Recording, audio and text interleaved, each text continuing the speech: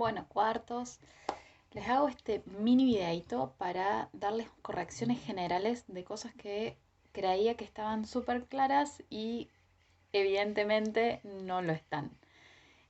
Vamos a ir de a poco. Vamos a hacer un pequeño repaso del Lazarillo de Tormes, del Decamerón de Boccaccio y del Renacimiento, pre-Renacimiento en un primer lugar. Después, si sea necesario, haré otro así para repasar otros temas.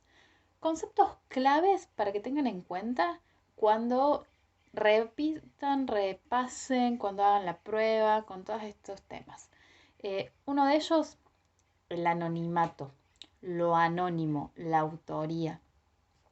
En ese tiempo recién se estaban como formando con más fuerzas el concepto de autor. Entonces, de propiedad intelectual, no era algo que existía con fuerza hasta ese momento. Entonces, había muchas obras que sí eran anónimas. Muchos me pusieron que Hurtado de Mendoza es el autor de Lazarillo de Tormes. Y después me pusieron que las obras son anónimas. Y eso es como decir que yo vivo en Río Ceballos y después dijera que yo vivo en España. No, o sea, no existe eso. No se pueden las dos cosas. Un autor anónimo es que no sabemos quién es el autor. Que existió alguien que lo escribió y sí, pero no sabemos quién es. Entonces le decimos anónimo.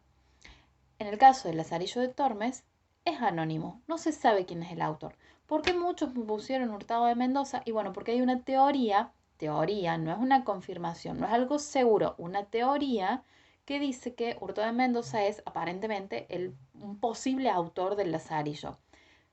¿Se puede explicar esto? Sí, se lo explica así.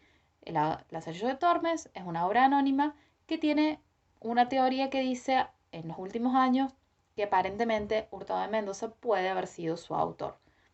Ahí está, perfecto. ¿Qué pasó? Cuando ustedes ponen una cosa y después ponen la otra, va como en contra, no va. Por el otro lado, otras cosas que tienen que tener en cuenta. El Decamerón de Boccaccio fue escrito durante la Edad Media. No es que no era la Edad Media, sí era la Edad Media. Lo que pasa es que era un tiempo ya de transición, donde la Edad Media se empezaba a ir y empezaban a aflorar o a tener fuerzas ciertas características del Renacimiento. Entonces a esa etapa a veces se le llama pre-Renacimiento. Y el Decamerón de Boccaccio tiene algunas características propias del pre-Renacimiento. Pensemos que estas cosas como la mirada particular al ser humano, una mirada un poco más cómica sobre algunos temas, se pueden ir viendo en la obra y en los dos fragmentitos muy cortitos o tres que nosotros leímos. Cuando tenemos que pensar en estas cosas y tenemos que ejemplificar, la ejemplificación no es decir la teoría, la ejemplificación es decir, esta teoría se ve así en la obra. Por ejemplo, si el Lazarillo de Tormes yo digo que pertenece a la literatura picaresca porque dentro de la literatura picaresca el personaje principal es un niño o un pícaro, yo voy a decir que en el Lazarillo de Tormes el personaje principal es un niño, Lázaro, Lazarillo, que vive todas las cosas que vive con los amos. Entonces nosotros ahí estamos bajando esa teoría que está por acá, que parece una nube, a la tierra, que es la obra literaria. Y vamos a ver cómo se ve, cómo no son cosas separadas. La literatura picaresca no es algo que no tiene nada que ver con el Lazarillo de Tormes. No, todas las características o muchas de las características se van a encontrar en la obra. De esa manera ejemplificamos y así podemos ejemplificar con cualquiera de las obras y cualquiera de los movimientos que puedan pertenecer o de los géneros que tengan estas obras. Otra cosa para tener en cuenta, cuando tenemos que justificar un texto, justificar una afirmación falsa o lo que fuera, debemos entender lo que estamos diciendo y ser congruentes con todo lo demás, porque si no, sacamos pedacitos de un texto, pedacitos de la teoría del libro y los ponemos porque hablan más o menos de eso y no se entiende nada. Eh, y que yo más o menos me pueda dar cuenta de qué trata, lo que quieren decir no significa que esté bien escrito. Ustedes van a cuarto año de literatura y necesitan tener una cierta manera de escribir ya más adulta. O sea, no pueden contestar o dar respuestas como lo hacían en primer año, ni siquiera en segundo año.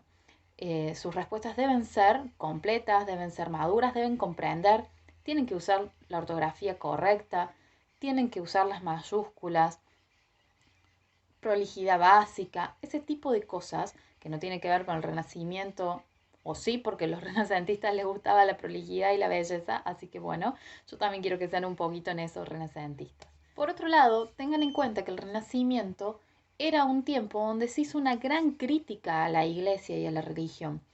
Es más, la iglesia se separa en este tiempo, se divide en protestantismo y catolicismo. Entonces, las escrituras que se hacen en ese momento, los libros, las novelas, las poesías, muchas veces tienen una mirada crítica o una mirada que busca ser un poco más realista o hablar un poco más de lo que pasaba en el ser humano, porque se ha centrado todo en el Renacimiento en el ser humano y no en Dios. Ha salido de esa mirada teocentrista y se ha hecho antropocentrista.